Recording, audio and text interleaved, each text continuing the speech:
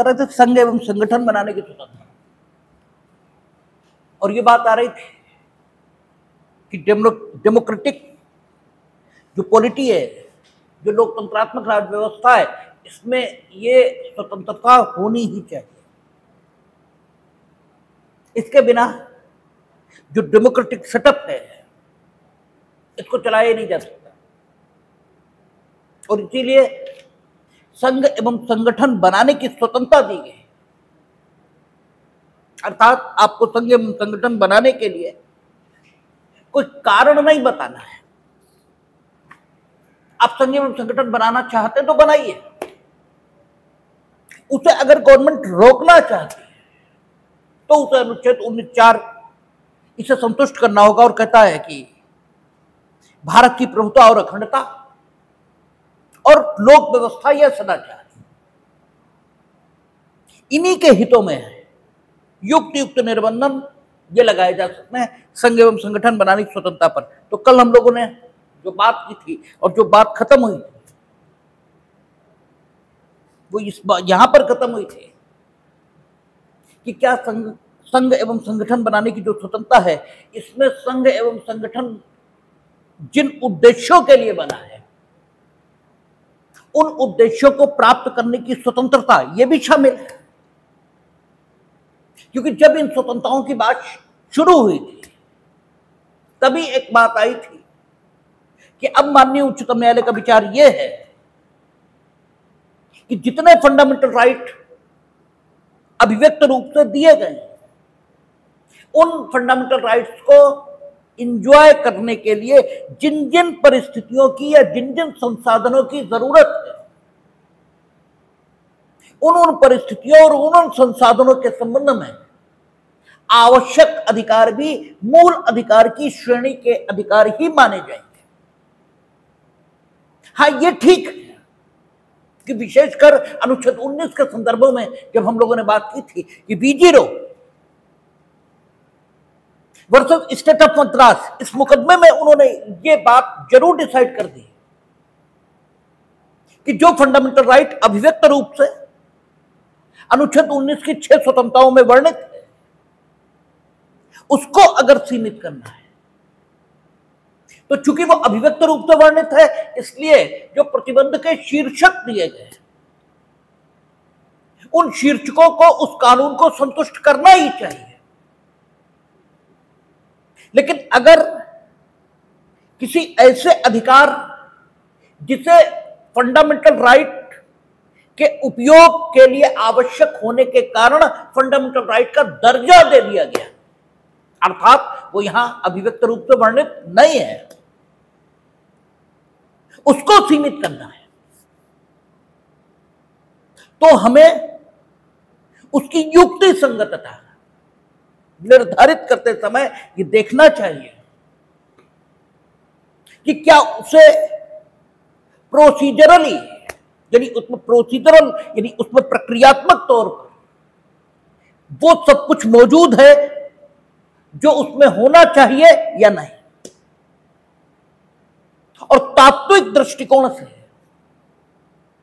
उसे अनुच्छेद 19 में जो प्रतिबंध के शीर्षक है उन्हें संतुष्ट करना ही चाहिए, लेकिन साथ ही साथ उसे प्रक्रियात्मक तौर पर भी युक्ति संगत होना चाहिए। और अगर अनुच्छेद 19 में जो कुछ अभिव्यक्त रूप से वर्णित है उस पर आपने प्रतिबंध लगाया है तो फिर उसे अनुच्छेद 19 के शीर्षकों को संतुष्ट करना चाहिए। यदि संतुष्ट नहीं कर रहा तो उसमें प्रक्रियात्मक सेफगार्ड्स हो भी तो भी काम नहीं बनेगा, तब भी उसे अनकॉन्स्टिट्यूशनल यही किया जाएगा। तो बीजीरो वर्सेस स्टेट ऑफ मद्रास, इसमें उन्होंने ये कहा था कि अनुच्छेद 19 के संदर्भों में यद्यपि यह बात कही गई, लेकिन सारे फंडामेंटल राइट्स के संदर्भों में यही बात मानी जाती है कि वे अधिकार जो फंडामेंटल राइट के तौर पर वर्णित नहीं है लेकिन उन अधिकारों के उपभोग के लिए आवश्यक अधिकार होने के कारण उस श्रेणी के अधिकार यानी फंडामेंटल राइट की श्रेणी के अधिकार मान लिए गए हैं। उन अधिकारों को सीमित करते समय जिस कानून के माध्यम से आप उन्हें सीमित करोगे उसमें प्रोसीजरल सेफगार्ड्स होने ही चाहिए। प्रोसीजरल सेफगार्ड्स मीनिंग देयरबाय ये देखा जाएगा कि वो अधिकार जो अभिव्यक्त रूप से वर्णित नहीं है किंतु फंडामेंटल माना गया है उस पर आप प्रतिबंध किन परिस्थितियों में लगा रहे हैं, कितने समय का लगा रहे हो, ठीक है ना। और प्रतिबंध के अगेंस्ट क्या आपने कोई अपीलेट या सुपरवाइजरी व्यवस्था ताकि वो अथॉरिटी जो प्रतिबंध लगा रही है उसका निर्णय का पुनर्विलोकन ये किया जा सके, उसको रिवाइज किया जा सके, ऐसी कोई व्यवस्था आपने संबंधित अधिनियम में दी है या नहीं दी है। यदि आपने नहीं दी तो आपका यह कानून जो उस अधिकार पर प्रतिबंध लगा रहा है जो यद्यपि फंडामेंटल नहीं है लेकिन फंडामेंटल राइट की कोटि का माना गया है, उस अधिकार पर प्रतिबंध लगाने वाला यह कानून अनकॉन्स्टिट्यूशनल या असंवैधानिक माना जाएगा। इसकी चर्चा हम लोगों ने की है और यह बात बीजी रो में जो कही गई थी वो संघ एवं संगठन बनाने की स्वतंत्रता के संबंध में ही कही गई थी। मतलब बीजी रो में जो पॉइंट ऑफ कंसिडरेशन था, ठीक है, बीजी रो में जो कुछ डिसाइड हुआ वो इसी संदर्भ में डिसाइड हुआ था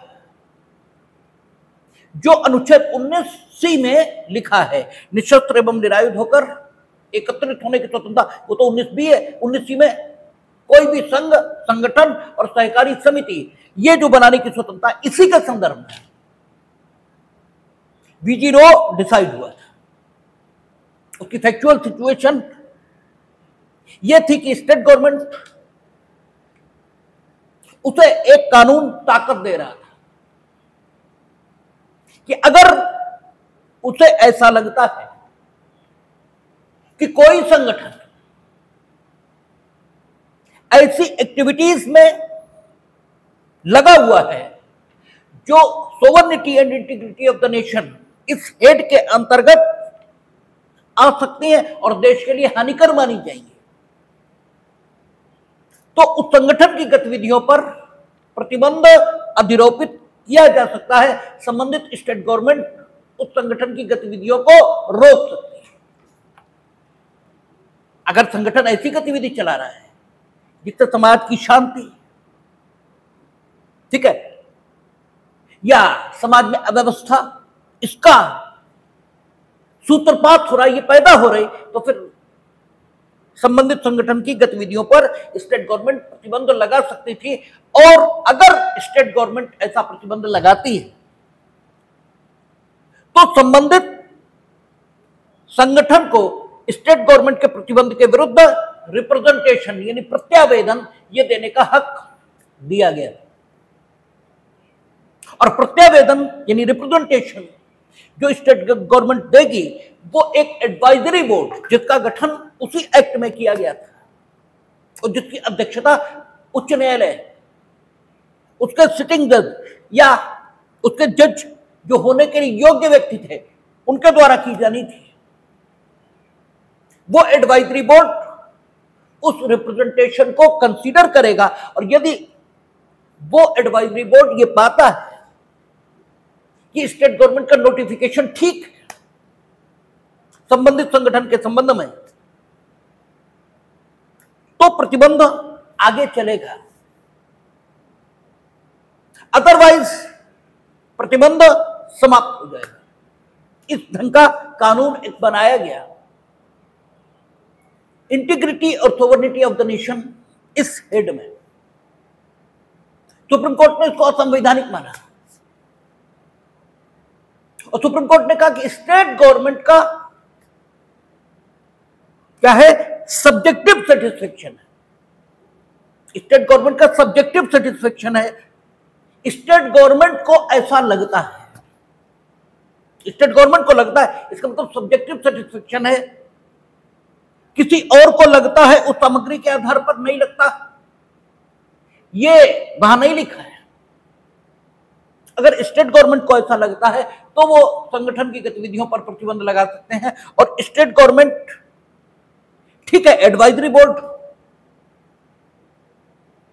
इसका प्रोविजन होगा, लेकिन एडवाइजरी बोर्ड की जो ओपिनियन है वो गवर्नमेंट के ऊपर बाध्य नहीं है, सलाहकारी थी, ठीक है ना। वो गवर्नमेंट को सलाह दे रहे हैं और गवर्नमेंट उस सलाह को मानने के लिए बाध्य है, ऐसा नहीं लिखा है। और जो बाध्य नहीं है, ऐसा नहीं लिखा, तो गवर्नमेंट ने मानी ना मानी। तो गवर्नमेंट के डिसीजन से अपील, ये गवर्नमेंट के डिसीजन को रिव्यू करने का हक किसी अन्य अथॉरिटी के पास है ही नहीं। यद्यपि ठीक है कि हम लोग कॉन्स्टिट्यूशन ऑफ इंडिया पढ़कर आए हैं और कॉन्स्टिट्यूशन ऑफ इंडिया ये कहता है कि अनुच्छेद 136 में किसी भी न्याय निर्णायक प्राधिकारी है, उसके डिसीजन से अपील सीधे सुप्रीम कोर्ट में हो जाएगी। लेकिन फिर भी, या अनुच्छेद 226 के अंतर्गत विधिक अधिकारों की रक्षा के लिए भी उच्च न्यायालय का आश्रय लिया जा सकता है। लेकिन ये सारे जुडिक्शन ऐसे जुडिक्शन है जिसमें न्यायालय सुनना चाहेगा तो सुनेगा और नहीं सुनना चाहेगा तो नहीं सुनेगा। आपका अधिकार नहीं है, ठीक है। तो इसी एक्ट में अपील प्रोवाइड की जानी चाहिए। यदि अपील प्रोवाइड नहीं है तो इसमें प्रक्रियात्मक सुरक्षा यह नहीं दी गई, और प्रक्रियात्मक सुरक्षा के अभाव में यह एक्ट संवैधानिक ऐसा नहीं कहा जा सकता। और V0 में यही कहा था उन्होंने कि जो प्रोसीजरल सेफगार्ड्स हैं वो होने चाहिए, अगर वो नहीं है तो संबंधित अधिनियम को शून्य माना जाएगा, और उन्होंने इसमें संबंधित अधिनियम को शून्य माना। खैर, हम लोग बात कर रहे थे इस बात पर कि क्या संघ एवं संगठन बनाने की स्वतंत्रता में संघ एवं संगठन के उद्देश्य, यानी जिन उद्देश्यों की प्राप्ति के लिए संगठन बनाया गया है उन्हें प्राप्त करने की स्वतंत्रता यह भी शामिल है। और अगर ये स्वतंत्रता शामिल हो जाएगी तो स्थिति यह बनेगी कि संघ एवं संगठन जिन उद्देश्यों की प्राप्ति के लिए बनाया गया है उन उद्देश्यों की प्राप्ति से रोकने के लिए यदि कोई कानून आप बनाते हैं, ठीक है ना, तो उस कानून को अनुच्छेद 19(4) में जो प्रतिबंध के शीर्षक हैं उनके अंतर्गत आना ही होगा और उसको युक्तिसंगत होना ही पड़ेगा। अदरवाइज आप कोई ऐसा कानून नहीं बना पाएंगे जो संघ एवं संगठन जो आपने बनाया है उसके जो उद्देश्य निर्धारित किए गए हैं उन उद्देश्यों की प्राप्ति में बाधक सिद्ध हो। अब बना ही नहीं पाएंगे, क्योंकि फिर क्या हुआ, फिर स्थिति यह आ गई कि संघ एवं संगठन का जो उद्देश्य है उसे प्राप्त करने का हक भी मूल अधिकार मान लिया गया। और जब वो फंडामेंटल राइट होगी तो भले ही वो अभिव्यक्त रूप से वर्णित नहीं, लेकिन आपका कहना तो यह है कि भाई आप संघ एवं संगठन बनाएंगे तो संघ एवं संगठन फालतू बिना किसी काम, ठीक है, निरर्थक ये तो नहीं बना लेंगे। अगर आदमी पॉलिटिकल पार्टी बनाएगा तो चुनाव लड़ने के लिए बनाएगा ना। अब अगर हमने चुनाव लड़ने के लिए बनाई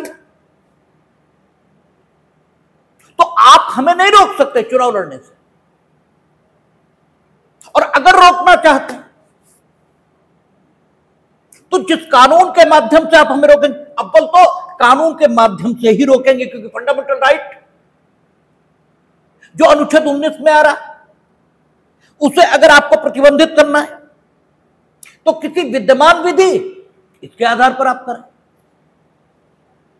और यह राज्य विधि का अधिनियमन करे, इसके अलावा रास्ता कोई नहीं।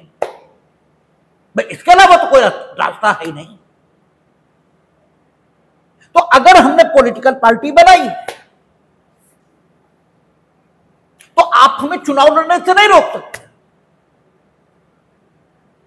और चुनाव लड़ने से नहीं रोक सकते मीनिंग देयर बाय चुनाव लड़ने के लिए जो कुछ जरूरी है उससे भी नहीं रोक सकते।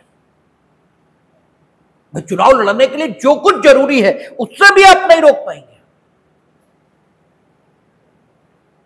क्योंकि जो कुछ जरूरी होता जाएगा वो सब कुछ फंडामेंटल राइट में आता जाएगा। जैसे अनुच्छेद 21 के संदर्भों में जो हम लोग देखेंगे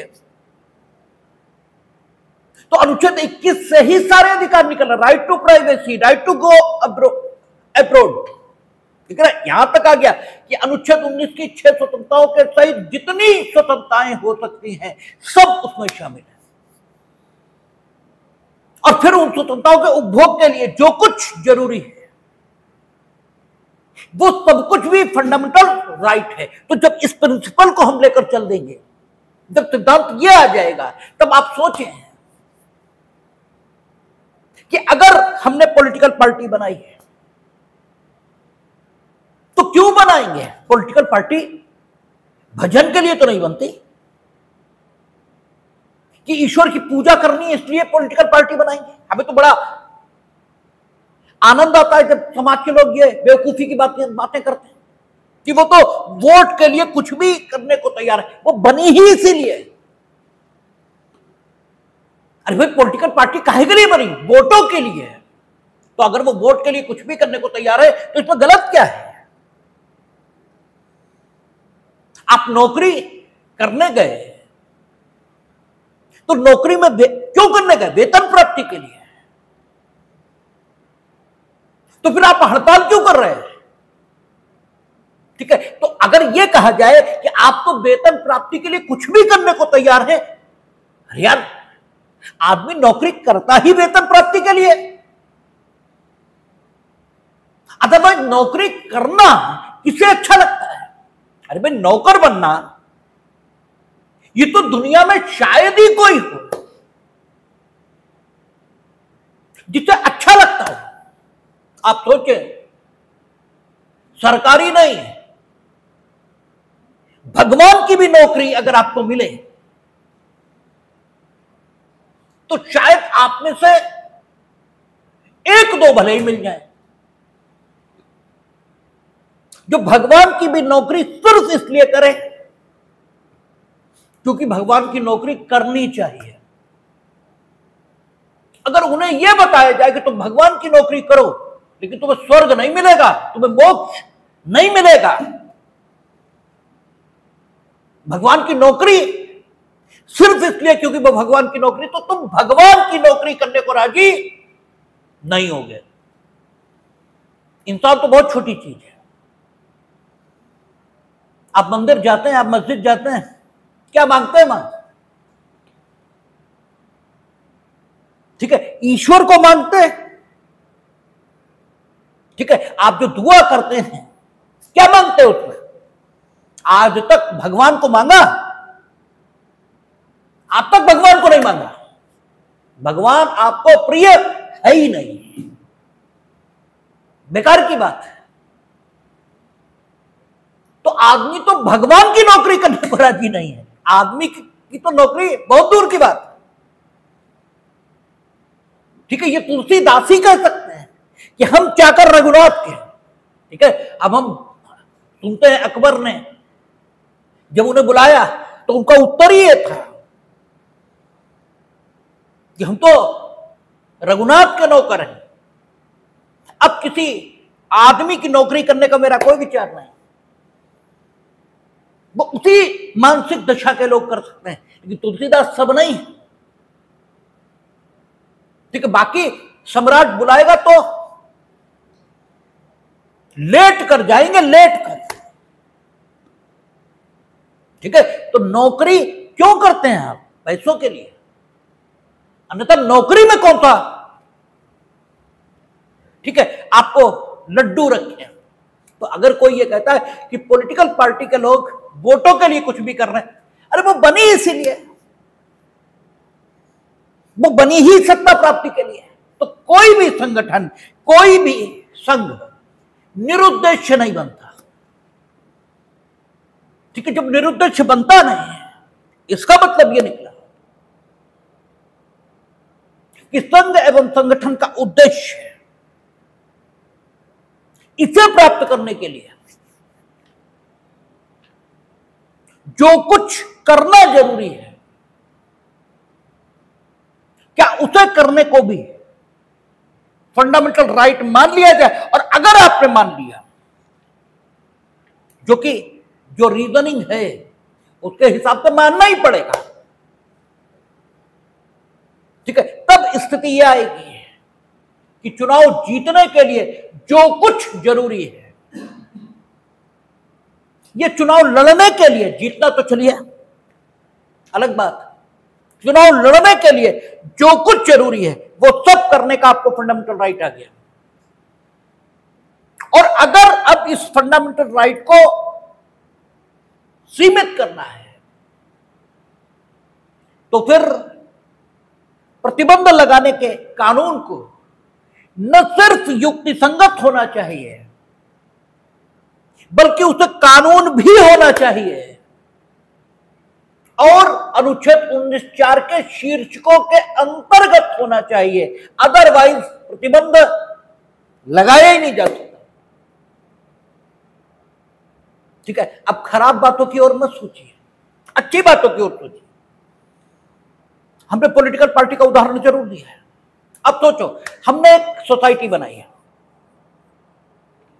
स्कूल चलाने के लिए, क्योंकि सोसाइटी भी बनती है तो जब सोसाइटी का बाइलाज, जब सोसाइटी आप रजिस्टर्ड कराते हैं तो उसका बाइलाज होता है। तो उस बाइलाज में हमने लिखा है कि हम स्कूल चलाएंगे। ये चलिए हम पॉलिटिकल पार्टी पे दोनों पर आ जाते हैं। अब स्कूल हमने चलाना शुरू कर दिया, स्कूल चल रहा है और वहां हम कर क्या रहे हैं? वही जो चल रहा है आजकल स्कूलों में, ड्रेस फला दुकान से खरीदोगे, कॉपी फला दुकान से खरीदोगे, और कोई गड़बड़ हमने नहीं की है, कोई गड़बड़ नहीं की, ठीक है, कोई भी गड़बड़ नहीं की। कॉपी 20 रुपए की मार्केट में मिल रही, उस दुकान पर भी 20 ही की है, उस दुकान पर भी 20 की। लेकिन ग्राहक, आज भी सुप्रीम कोर्ट ने कहा, ग्राहक राजा है, ग्राहक को यह तय करने का हक है कि हम इनसे चीज लेंगे, इनसे लेंगे, इनसे लेंगे। ये भी 20 की दे रहे हैं, ये भी 20 की दे रहे हैं, ये भी 20 की। लेकिन ये हम तो 20 रुपए जरूर ले रहे हैं, लेकिन वक्त जरूरत जब मेरे पास पैसे नहीं होते हैं तो ये हमें उधार भी देती हैं। आप उधार नहीं देते हैं, इसलिए आज नगद जब हम लेंगे तो भी नहीं चलेंगे। आदमी के कारोबारी रिश्ते होते हैं, ठीक है। अब सवाल यह है, 20 का मिल रहा है और 20 में 10 रुपए मानिए मुनाफा है रिटेलर का। रिटेलर ने यह कह दिया कि आप अपने स्कूल के सारे बच्चे हमारे यहां भेजिए, 2 रुपए हम अपने मुनाफे से आपको दे देंगे। अब मार्केट में अब बिल तो 20 ही का रहा, सब जगह 20 का मिल रहा और उसमें से 2 रुपए मेरे पास भी आ रहे। लेकिन आप ग्राहक की स्वतंत्रता को सीमित कैसे कर देंगे? ठीक है, आप नहीं कर सकते। और अगर यह मान लिया जाए कि संघ एवं संगठन बनाने की स्वतंत्रता में संघ एवं संगठन का उद्देश्य यह प्राप्त करने की स्वतंत्रता भी शामिल है, अगर यह मान लिया जाए तो इसका मतलब यह हो गया कि अगर हमने सोसाइटी बनाई है स्कूल चलाने के लिए, तो स्कूल चलाने का भी हमें फंडामेंटल राइट मिल गया और स्कूल सम्यक प्रकार से चलाने का फंडामेंटल राइट मिला है। स्कूल चलाने का मियर, ठीक है, for the establishment of A school, ये नहीं केवल स्कूल स्थापित रहे और चलता रहे जैसे तैसे नहीं, बढ़िया तरीके से चलाने का फंडामेंटल राइट ये हमें मिला है। और बढ़िया तरीके से तब चलेगा जब किताबें, ड्रेस, सारी चीजें बढ़िया हो, तभी कहा जाएगा बढ़िया चल रहा है। और इसमें हमने ये तय किया कि फला शॉप से आप ड्रेस लेंगे, फला शॉप से आप किताबें लेंगे। नहीं चाहता है ग्राहक उस दुकान से लेना, उससे झगड़ा है हमारा, ना हो झगड़ा, हम दूसरे को फायदा देना चाहते हैं, क्योंकि वो हमारा ध्यान रखता है। जो व्यापार मंडल की मांग है इस समय ऑनलाइन ट्रेडिंग के खिलाफ, उसमें वो ये बात भी रखते हैं, और ये बात उनकी कुछ हद तक जस्टिफाइड है कि जब कोविड चल रहा था, मार्केट बंद थी, तो आपके पड़ोस का दुकानदार वही आपको उधार दे रहा था, और आपको जब चाहिए तो आप ऑनलाइन ट्रेडिंग से मंगा लेंगे, तो वो तो बन जाएगा, वो तो बंद ही हो जाएगी दुकान, तो वहां तक कुछ आएगा ही नहीं। ठीक है, तो कैसे उसकी दुकान चलेगी? लेकिन ये एक पक्ष है, दूसरे पक्ष भी है, लेकिन उनकी बात पूर्णतः नाजायज है, ये भी नहीं कहा जा सकता। ये भी बात जायज है, और जो उपभोक्ता कहते हैं कि तुम ठगते हो, ये भी बात जायज है। इनके बीच समन्वय, यही कानून का काम है। कानून यहीं पर काम करता है कि दोनों के बीच समन्वय रहे, दोनों जिंदा रहे। तो संघ एवं संगठन बना, आप सोचे, बात वही कहते हैं ना, बात निकलेगी तो फिर दूर तलक जाएगी। बात यहां से शुरू हो रही है, संघ एवं संगठन बनाने की स्वतंत्रता में संघ एवं संगठन के जो उद्देश्य हैं, क्या उन्हें प्राप्त करने की स्वतंत्रता, यह भी शामिल है।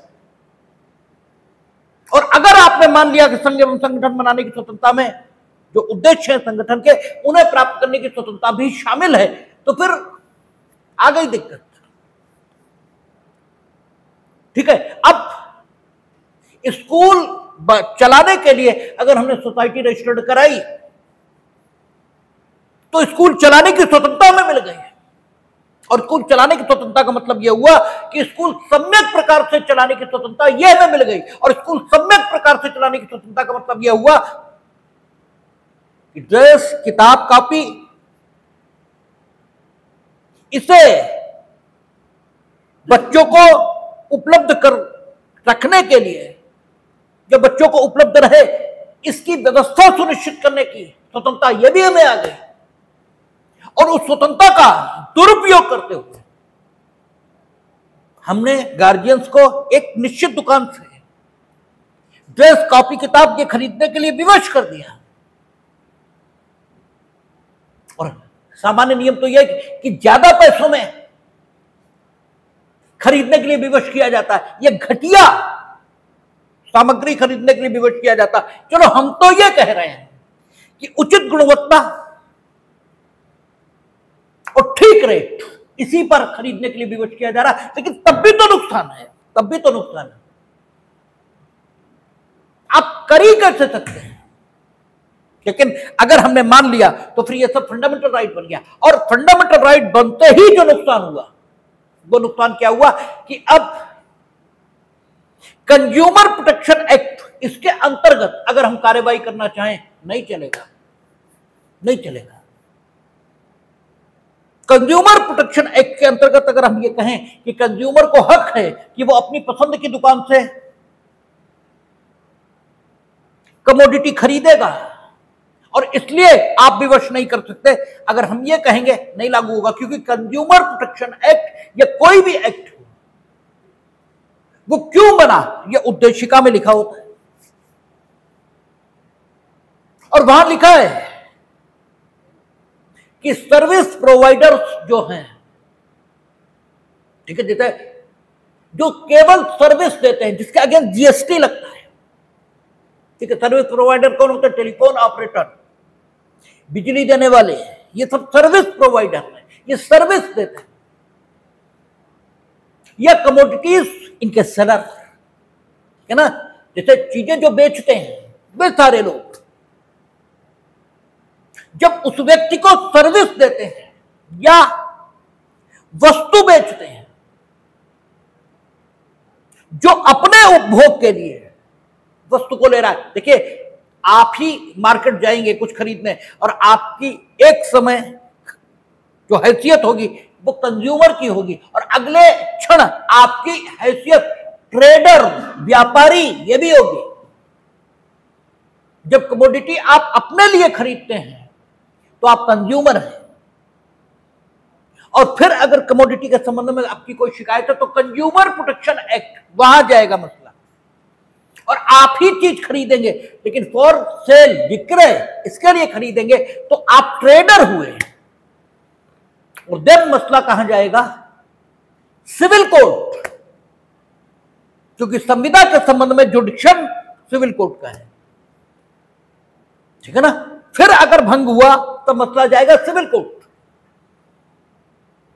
आपने टेम्पो खरीदा अपने जीविकोपार्जन के लिए, अपने जीविकोपार्जन के लिए, और टेम्पो खराब निकल गया तो मसला जाएगा कंज्यूमर प्रोटेक्शन एक्ट, क्योंकि अपने जीविकोपार्जन के लिए खरीदा और खराब निकला। आप कैब की सर्विस चलाते हैं, ठीक है, जो चलती ना ओला, और फिर आपने टैक्सी खरीदी। हालांकि वो लोग तो जो प्राइवेट टैक्सीज हैं वो अपने पास इंगेज रखते हैं, लेकिन आप ऐसा भी तो कर सकते हैं 100 टैक्सी हम खरीद लेंगे, हम चलाएंगे। तो मसला व्यवसायिक हुआ, कमर्शियल हुआ। नाउ ठीक है, the judicial of the civil court, अब सिविल कोर्ट का जुडिक्शन आएगा, क्योंकि संविदा के संबंध में जुडिक्शन उन्हीं का है। तो ये देखना पड़ता है। अब अगर आप कंज्यूमर प्रोटेक्शन एक्ट के अंतर्गत ये कहना चाहेंगे कि एनी स्कूल, कोई विद्यालय ये नहीं कर सकता कि वो गार्जियंस को इस बात के लिए विवश करे कि वो पर्टिकुलर जगह से कोई ड्रेस या किताब खरीदे, तो नहीं चलेगा, क्योंकि कंज्यूमर प्रोटेक्शन एक्ट न तो मोरालिटी, न sovereignty and integrity of the nation, ठीक है, ये जो प्रतिबंध के हेड है, भारत की प्रभुता और अखंडता, लोक व्यवस्था, यह सदाचार।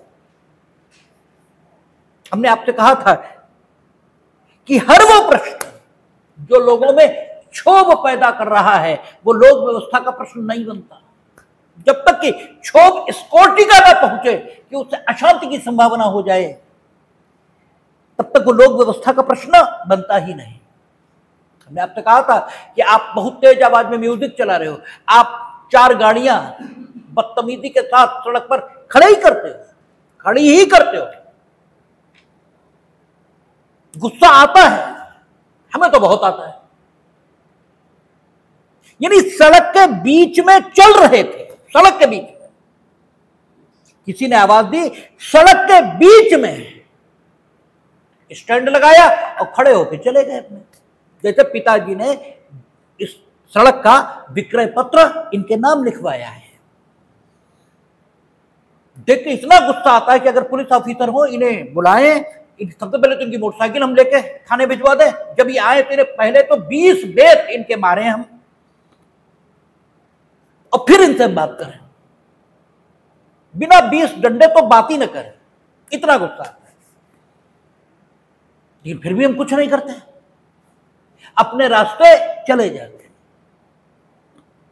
तो जब तक खींच, एनोयंस इस लेवल पर ना हो कि वो शांति को भंग करे, तब तक लोक व्यवस्था की समस्या पैदा ही नहीं होती। यही स्थिति यहां आएगी। कंज्यूमर प्रोटेक्शन एक्ट में रोज ही ये शोषण तो रोज चल रहा है। ये शोषण कोई आज चलना शुरू हो गया ऐसा तो है नहीं, लगातार चल रहा है। तो इस शोषण के कारण अभी तक लोक व्यवस्था की समस्या पैदा नहीं हुई। तो कंज्यूमर प्रोटेक्शन एक्ट चूंकि वो उपभोक्ता हितों के संरक्षण के लिए बना है, उसके माध्यम से आप यहां पर, ठीक है, उपभोक्ता ही हैं जब आप किताब आदि खरीद रहे हो, लेकिन फिर भी आप इस कानून के माध्यम से इस मसले को हल ही नहीं कर पाओगे, क्योंकि नियम यह है कि फंडामेंटल राइट को अगर सीमित करना है तो विद्यमान विधि के आधार पर किया जा सकता है, लेकिन उस विद्यमान विधि को पहले युक्तिसंगत होना होगा। चलिए, कंज्यूमर प्रोटेक्शन एक्ट के साथ दोनों बातें हो गई, वो युक्तिसंगत भी है, कानून भी है, लेकिन विद्यमान विधि के आधार पर युक्तिसंगत निर्बंधन केवल तब लग सकते हैं जबकि लोक व्यवस्था, सदाचार, ठीक है ना, और भारत की जो संप्रभुता और अखंडता है उसकी रक्षा के लिए प्रतिबंध लगाए जाने जरूरी हों। कंज्यूमर प्रोटेक्शन एक्ट विधि होगा, युक्तिसंगत होगा, लेकिन वो भारत की एकता और अखंडता, लोक व्यवस्था, यह सदाचार, इस हेड में इस गतिविधि पर प्रतिबंध लगाएगा, ऐसा बोला ही नहीं जा सकता, यह नहीं कहा जा सकता। तो अब हमें कोई नया कानून चाहिए होगा जो क्या करे, इन शीर्षकों के अंतर्गत बने और स्कूल चलाने की स्वतंत्रता पर, ठीक है, प्रतिबंध अधिरोपित करें इन 3 शीर्षकों के अंतर्गत। और यह लगभग असंभव है, लगभग असंभव है। अगर कोई स्कूल केवल इतना कर रहा है, अच्छा चलिए, वो टीचर का शोषण कर रहा है, वो 4th क्लास एम्प्लॉय का शोषण कर रहा है, तो लेबर लॉ हम लागू ही नहीं कर पाएंगे। हम कर्मचारियों के हित के लिए जो कानून बने वो लागू ही नहीं कर पाएंगे, क्योंकि सब फंडामेंटल राइट हो गया ना, फंडामेंटल राइट हो गया। अब हमेशा हमें कानून की जरूरत है और वो सारे कानून इन 3 शीर्षकों के अंतर्गत युक्तिसंगत होने चाहिए। कैसे रोकेंगे हम ये सब, ठीक है, ये कैसे रोका जा सकेगा? ये रोका ही नहीं जा सकेगा, क्योंकि अगर कर्मचारी का शोषण हो रहा तो व्यक्ति का शोषण हो रहा है। इसके कारण से भारत की एकता और अखंडता, इससे कौन सा खतरा पैदा हो रहा है? भारत की संप्रभुता और अखंडता, इससे कौन सा खतरा पैदा हो रहा है? नैतिकता को कौन सी, ठीक है, ठेस पहुंच रही है? शोषण हो रहा है, ठीक है। इस सबको रोकना असंभव भले ही ना हो, लेकिन बेहद कठिन हो जाएगा। और ये तो एक स्कूल का हमने उदाहरण लिया, आ जाइए उसमें संघ एवं संगठन, कल ही टीवी पे चल रहा था कि कुछ 199 करोड़, हम तो ज्यादा टीवी देखते ही नहीं, क्योंकि टीवी पे हम सिर्फ गाने सुनते हैं, बेवकूफी की बातें नहीं सुनते, क्योंकि मेरा अपना मानना यह है कि तुमने क्या किया इसे जानना मेरे लिए आवश्यक नहीं। आपकी बात नहीं कर रहा, आपको भी कंपटीशन फेस करने, हम वो एक पार कर चुके। तुमने क्या किया, हमें इससे क्या लेना देना? मेरा जीवन खुशहाल रहे, हमें सिर्फ इससे लेना देना। तो जगदीप धनखड़ ने इस्तीफा दिया और क्यों दिया, हमें इससे क्या लेना देना? जगदीप धनखड़ जाने और राज्यसभा जाने, हमसे क्या मतलब? मोदी ने क्या किया, राहुल गांधी क्या कर रहा है, हमें क्या लेना देना? हम तो अपना मन प्रसन्न रखने के लिए गाने सुनते हैं, पिक्चरें देखते हैं, ठीक है। लेकिन फिर भी चैनल बदलते बदलते भी कुछ सुनाई पड़ जाता है। तो चैनल बदलते ही बदलते कल हमें सुनाई पड़ रहा था कि 199 करोड़ पर इनकम टैक्स ने कुछ असेसमेंट किया था कांग्रेस पार्टी पर, और उसके संबंध में कांग्रेस ने ट्रिब्यूनल में अपील फाइल कर रखी थी, वो खारिज हो गई। अब उन्हें 199 करोड़ पर टैक्स का जो असेसमेंट है वो देना होगा। ये सुप्रीम कोर्ट जाएंगे, जो भी करेंगे, जाएंगे तो वहीं सुप्रीम कोर्ट, जो भी होगा। लेकिन अगर संघ एवं संगठन बनाने की स्वतंत्रता में संगठन के उद्देश्य ये प्राप्त करने की स्वतंत्रता भी शामिल है। तो फिर कांग्रेस से या किसी भी पॉलिटिकल पार्टी से पैसों का हिसाब या उस पर इनकम टैक्स की मांग ये हो ही नहीं सकती, क्योंकि चुनाव लड़ने के लिए पैसा चाहिए और वो चुनाव लड़ने के लिए ही बने। और अगर आप कोई कानून बनाते हैं इस ढंग का, तो फिर क्या करना पड़ेगा, उसे इन्हीं 3 हेड्स में लाना पड़ेगा जो अनुच्छेद 19(4) में लिखे हुए। ये गड़बड़ पैदा हो जाएगी। और अगर हम ये मान लें कि नो, संघ एवं संगठन बनाने की स्वतंत्रता का मतलब है संघ एवं संगठन बनाने की स्वतंत्रता, बस। यानी जो कॉन्स्टिट्यूशनल इंटरप्रिटेशन के मानक हैं, कॉन्स्टिट्यूशनल इंटरप्रिटेशन के मानक क्या होते हैं, लिबरल इंटरप्रिटेशन, उदार अर्थान्वयन। और जो क्रिमिनल लॉ होता है उसके इंटरप्रिटेशन के जो मानक, वो क्या, शाब्दिक अर्थान्वयन, कठोर अर्थान्वयन। दोनों में फर्क क्या होता है, जब हम लिबरल कंस्ट्रक्शन करते हैं तो एक कानून में, एक शब्द में जितनी बातें शामिल हो सकती हैं सब शामिल मान लेते हैं। और जब हम कठोर अर्थान्वयन करते हैं तो शब्द सामान्य समाज में जिस अर्थ को देता माना जाता है वही अर्थ उसका लेते हैं। जैसे मीठा सामान्य समाज में इसका अर्थ यह माना जाता है सामान्य मीठा, ना बहुत कम मीठा ना अधिक मीठा। लेकिन जब उदार अर्थान्वयन करेंगे तो मीठे में हल्का मीठा, बहुत मीठा, सामान्य मीठा सब शामिल मानेंगे। ठीक है ना। तो उदार अर्थान्वयन और कठोर दो अर्थान्वयन की प्रक्रियाएं हैं। और यह देखा जाता है, यही न्यायालय की प्राधिकारिता, न्यायालय और कुछ थोड़ा करता है। इसीलिए स्टैट्यूट्स का अर्थान्वयन करने की जो क्षमता है और जो स्वतंत्रता है वो किसको दी गई, न्यायालयों को। यद्यपि आप लोगों के मुताबिक आईएएस से ज्यादा काबिल कोई होता ही नहीं। आपकी मान्यता तो यही है कि आईएएस से ज्यादा काबिल कोई नहीं होता और वकील से ज्यादा बेवकूफ कोई नहीं होता। यही आपकी बेसिक मान्यता है, आपकी नहीं, पूरे देश की, कि वकील से ज्यादा बेवकूफ कोई नहीं और आईएएस से ज्यादा काबिल कोई नहीं। लेकिन स्टैट्यूट के अर्थान्वयन का हक वकील को दिया गया, क्योंकि कल ही चीफ जस्टिस ऑफ इंडिया ने कहा है, जब ईडी ने सम्मन भेजती है वकीलों को, तो ईडी को डांटते हुए सुप्रीम कोर्ट ने यही कहा कि आपने हद कर दी है। आप वकीलों को सम्मन कैसे भेज रहे हैं?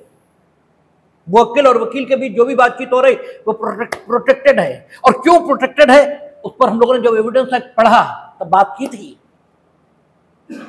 आप वकीलों को कैसे सम्मन भेज देंगे? और शब्द चीफ जस्टिस ऑफ इंडिया के ये थे, अंततः हम सब वकील हैं। ये शब्द कहे उन्होंने कि अंततः हम सब वकील हैं,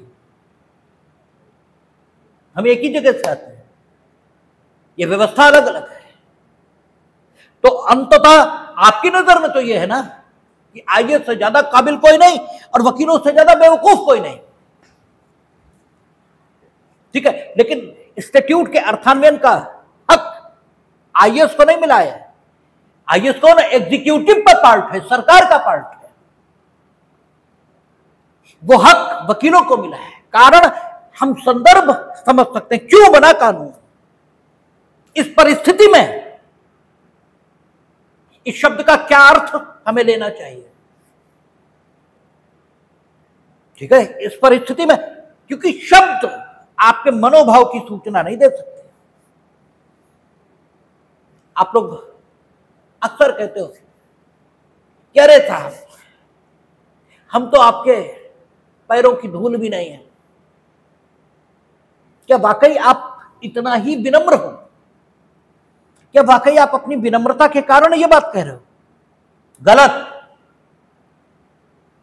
आप मेरे मुंह से अपनी प्रशंसा सुनना चाहते हो, इसलिए कह रहे हो। अगर हम पलट के ये कह दें कि बात तो तुमने एकदम ठीक कही, हम तो पहले से ही मालूम था कि तुम तो हमारे पैरों की धूल भी नहीं हो, ठीक है, और तुम्हारी तो वाकई कोई औकात नहीं, ये बिल्कुल सही तुमने पहचाना, तो तुम हमसे लड़ने को तैयार हो जाओगे, ठीक है। तो शब्द महत्व का नहीं है, जो परिस्थिति संदर्भ है उससे अर्थ निकलते हैं। तो इसलिए ये देखा जाता है कि इंस्टीट्यूट में शब्द है, क्यों है, और जिसलिए उसके मुताबिक अर्थान्वयन की प्रक्रिया अपनाई जाती है, उदार या कठोर। और कॉन्स्टिट्यूशनल इंटरप्रिटेशन का जो सामान्य मानक है वो उदार अर्थान्वयन का, लेकिन यहां न्यायालय ने कठोर अर्थान्वयन अपना लिया, और न्यायालय ने कहा कि बिल्कुल नहीं, संघ एवं संगठन बनाने में संघ एवं संगठन के उद्देश्य प्राप्त करने का फंडामेंटल राइट शामिल नहीं है, ठीक है। केवल संघ एवं संगठन बनाने का फंडामेंटल राइट है, उसमें संघ एवं संगठन के उद्देश्य प्राप्त करने का फंडामेंटल राइट शामिल नहीं है। और इतना कहते ही सिनारियो बदल गया। अब संघ एवं संगठन बनाने का फंडामेंटल राइट है आपको, यानी अगर संघ एवं संगठन बनाने की जो स्वतंत्रता है उसको रोका गया है किसी कानून से, जैसे क्या कहा कि कोई लेबर यूनियन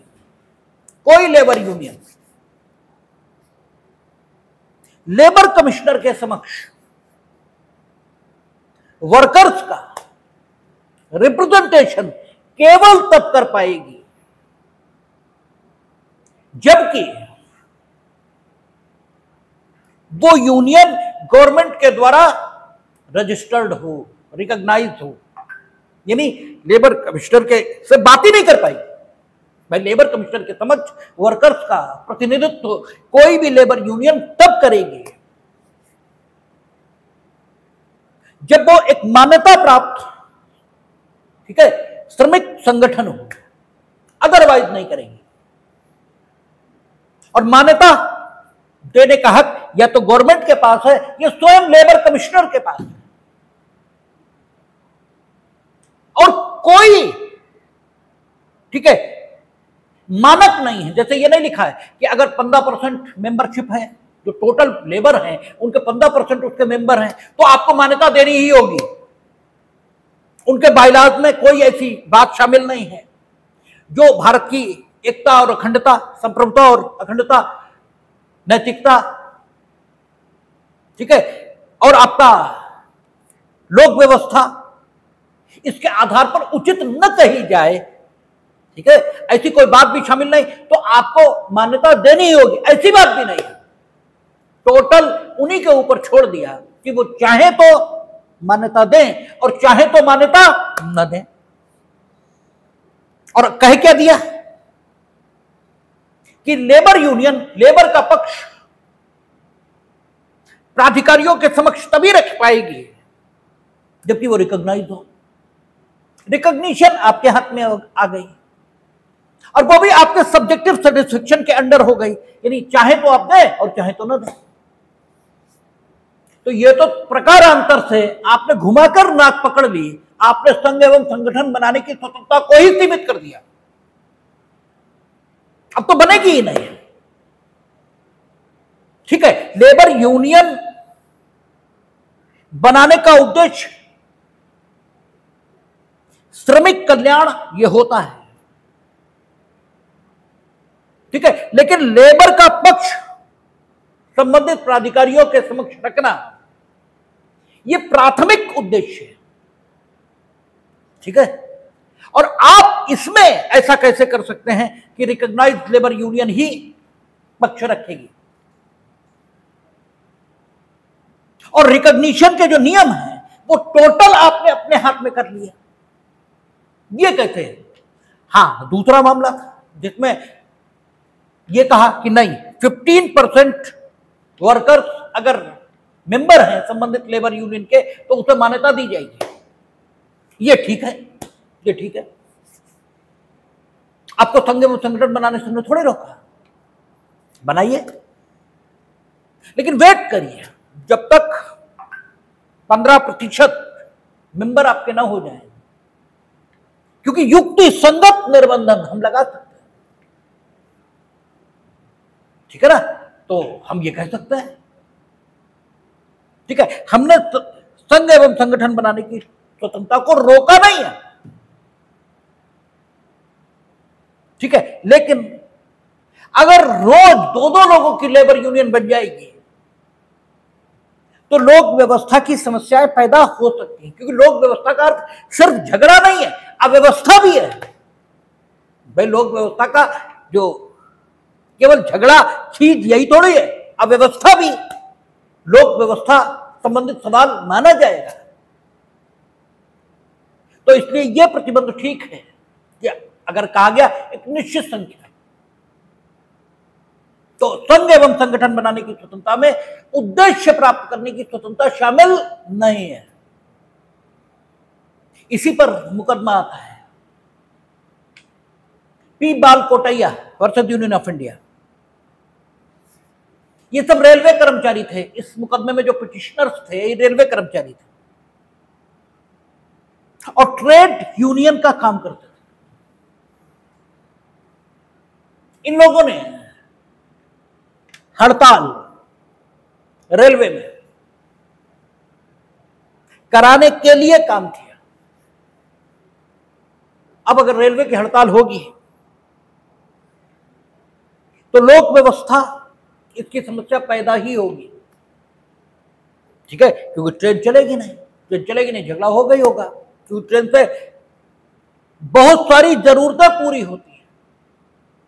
खाली यात्री नहीं आते जाते, मालगाड़ियां भी हैं और मालगाड़ियों से आवश्यक वस्तुएं ये पहुंचती। इवन भारत की संप्रभुता और अखंडता इससे भी खतरा हो सकता है, क्योंकि सेना और पुलिस फोर्स वो भी उसी से चलती है, कुछ भी हो सकता है। इसलिए रेलवे में हड़ताल को प्रतिबंधित करने वाले कानून हैं और वो इन तीनों हेड्स में उचित पाए गए। इन्होंने हड़ताल करवाने की कोशिश की, गवर्नमेंट ने इन सबकी सर्विसेज खत्म कर दी। इन्होंने अपनी सर्विसेज खत्म किए जाने को चुनौती दी सुप्रीम कोर्ट में और यह कहा कि हम संघ एवं संगठन बनाने की हमें स्वतंत्रता है, हमने ट्रेड यूनियन बना रखी है और ट्रेड यूनियन का उद्देश्य है लेबर का कल्याण, और लेबर के कल्याण के लिए ही हम काम कर रहे थे। हम हड़ताल करके मैनेजमेंट पर दबाव बनाना चाहते थे और इन्होंने हमें निकाल दिया। तो जब हम संगठन के उद्देश्यों को प्राप्त करने का प्रयत्न कर रहे थे तो हम संघ एवं संगठन बनाने की स्वतंत्रता का ही उपभोग कर रहे थे, क्योंकि अगर उद्देश्य ही कोई नहीं होगा तो संघ एवं संगठन रहेगा कैसे। इसलिए हमें निकाला जाना वैध ठहराने वाला जो कानून है, अर्थात जिस कानून के अंतर्गत हमें निकाला गया, ये कानून अनकॉन्स्टिट्यूशनल है, असंवैधानिक है, क्योंकि हमें ट्रेड यूनियनिस्ट यानी कम्युनिस्ट होने के आधार पर जो ट्रेड यूनियन का उद्देश्य था उसे प्राप्त करने से रोका जा रहा है। और ऐसी दशा में हमारा जो संगठन है ये रहेगा ही नहीं। कोर्ट ने कहा कि संघ एवं संगठन बनाने की स्वतंत्रता में कोई ऐसी स्वतंत्रता शामिल नहीं है जो संगठन के उद्देश्य को प्राप्त करने के संबंध में। आपको कम्युनिस्ट रहने से, ट्रेड यूनियन रहने से किसी ने नहीं रोका, रहिए, बनाए रखिए संगठन, लेकिन आपको हड़ताल कराने का कोई हक नहीं। उद्देश्य प्राप्त करने का कोई हक नहीं है, ठीक है। और कोई हक नहीं मीनिंग देर भाई, कहने का अर्थ यह है आपको उद्देश्य प्राप्त करने का हक है तो कानून की सीमाओं के अंतर्गत, यानी अगर रेलवे में ऐसा कोई कानून है कि स्ट्राइक नहीं होगी तो आप स्ट्राइक नहीं करेंगे। बाकी आपको मैनेजमेंट पर दबाव बनाना है, आप काला फीता लगाकर काम करिए, प्रदर्शन करिए, धरना करिए, ठीक है, वो सब करिए, लेकिन स्ट्राइक नहीं, क्योंकि उससे समस्या पैदा हो जाएगी।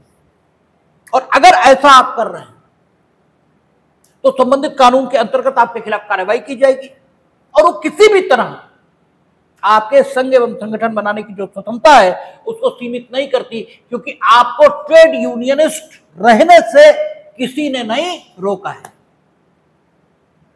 कोर्ट ने उठाया, खारिज कर दिया, लेकिन इसी मामले को मीनिंग दे रहा है, इसी ढंग की सिचुएशन में के, ठीक है, MH Devendrappa versus Karnataka small industries corporation, जिसकी चर्चा पहले भी हमने की थी,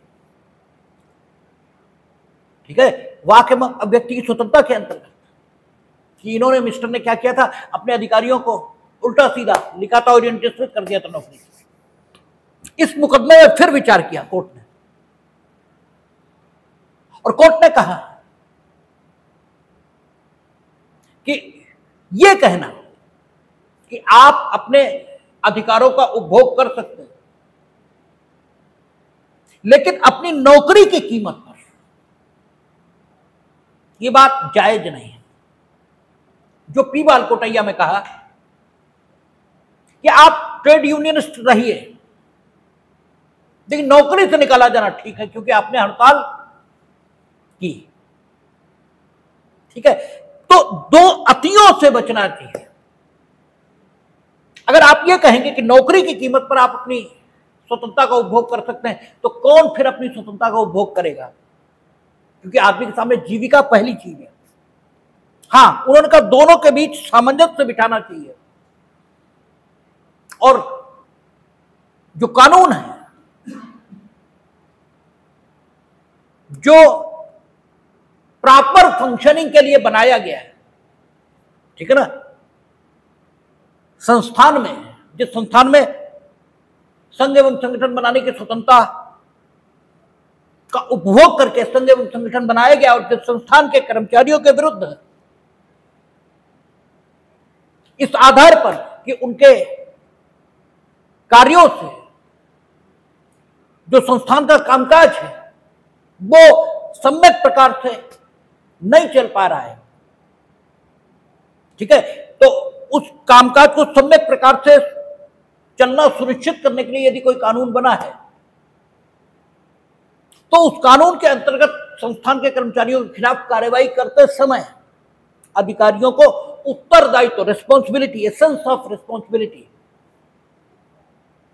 इसके साथ काम करना चाहिए, जिम्मेदारी के साथ काम करना चाहिए, और यह देखना चाहिए कि वो जो कार्रवाई करें वो केवल संस्थान के कर्मचारियों पर इस प्रकार की कार्रवाई हो जिससे संस्थान का कामकाज सुचारू ढंग से चलना सुनिश्चित हो जाए, उससे ज्यादा कार्रवाई ना करें। यद्यपि ठीक है कि संघ एवं संगठन बनाने में संगठन के उद्देश्यों को प्राप्त करने की स्वतंत्रता शामिल नहीं है, ये सही है, और संगठन के उद्देश्यों को प्राप्त करने के लिए जो गतिविधि चलाई जा रही है उस गतिविधि को अन्य कानून जो चल रहे हैं उनके मुताबिक विधि संगत होना ही चाहिए, अन्यथा उन कानूनों के अंतर्गत संबंधित गतिविधि को न सिर्फ रोका जाएगा बल्कि उस गतिविधि के कारण जो परिणाम गतिविधि को चलाने वाले को भुगतना चाहिए उसे वो भुगतने भी होंगे। लेकिन इतना जरूर ध्यान रखना चाहिए कि गतिविधि जो चलाई जा रही थी वो एक फंडामेंटल राइट के उपभोग के लिए चलाई जा रही थी, इसलिए गतिविधि को सीमित जरूर आप करें, लेकिन यह ध्यान रखें कि जहां तक सीमित करना जरूरी हो वहीं तक करें। यानी अगर नौकरी से निकालने की बजाय अन्य ढंग से काम करने से काम चल सकता है तो उतना ही करें, जैसे इंक्रीमेंट रोक देने से कि जो हड़ताल करेगा उसका इंक्रीमेंट रोक देंगे, उसकी वेतन वृद्धि रोक देंगे, उसका प्रमोशन रोक देंगे।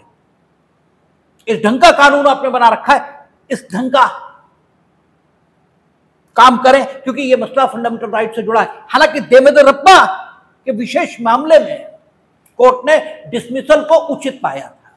ठीक है, ये आपको बताया था कि सर्विस रूल था कि आप अधिकारियों को उल्टा सीधा कहोगे तो नौकरी से निकाल दिए जाओगे, इसमें उन्होंने इसको ठीक पाया था। लेकिन आगे ये कहा कि ठीक है, संघ एवं संगठन बनाने में संगठन के उद्देश्य प्राप्त करने की स्वतंत्रता शामिल नहीं है, लेकिन अगर संगठन के उद्देश्य को प्राप्त करने के लिए कोई गतिविधि चलाई जा रही है तो उस गतिविधि के आधार पर गतिविधि को चलाने वाले के विरुद्ध अगर आपको कार्रवाई करनी है तो जिम्मेदारी इसके साथ,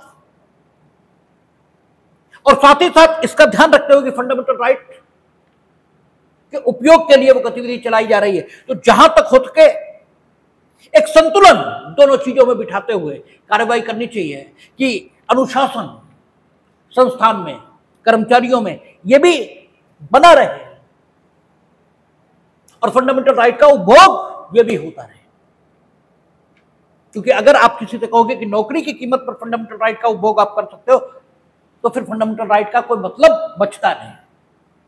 ठीक है ना, तो एक संतुलन बिठाने की कोशिश ये देवेंद्रप्पा में हुई है, उस दशा में जब संगठन के उद्देश्य को प्राप्त करने के लिए कोई कार्रवाई की जाती है। हाँ, ये बिल्कुल तय है कि संघ एवं संगठन बनाने में संगठन के उद्देश्य प्राप्त करने की स्वतंत्रता शामिल नहीं है। संघ एवं संगठन बनाने की जो स्वतंत्रता है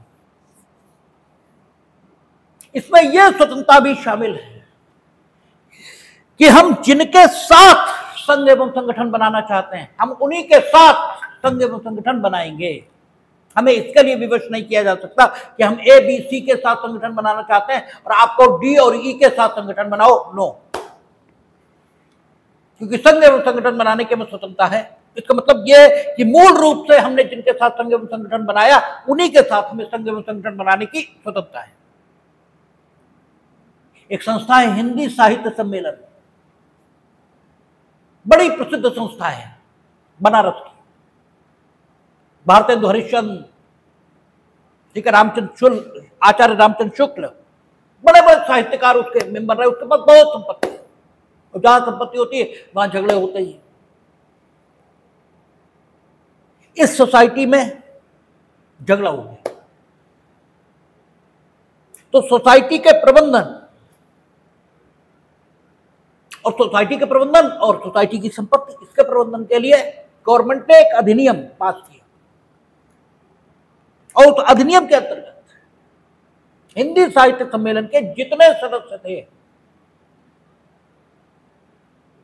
सबको एक नई सोसाइटी बनाकर अधिनियम के माध्यम से, ठीक है, उसका यानी नई सोसाइटी का मेंबर बना दिया और साथ ही उसमें यह व्यवस्था कर दी कि कुछ अन्य सदस्य भी सोसाइटी के मेंबर होंगे।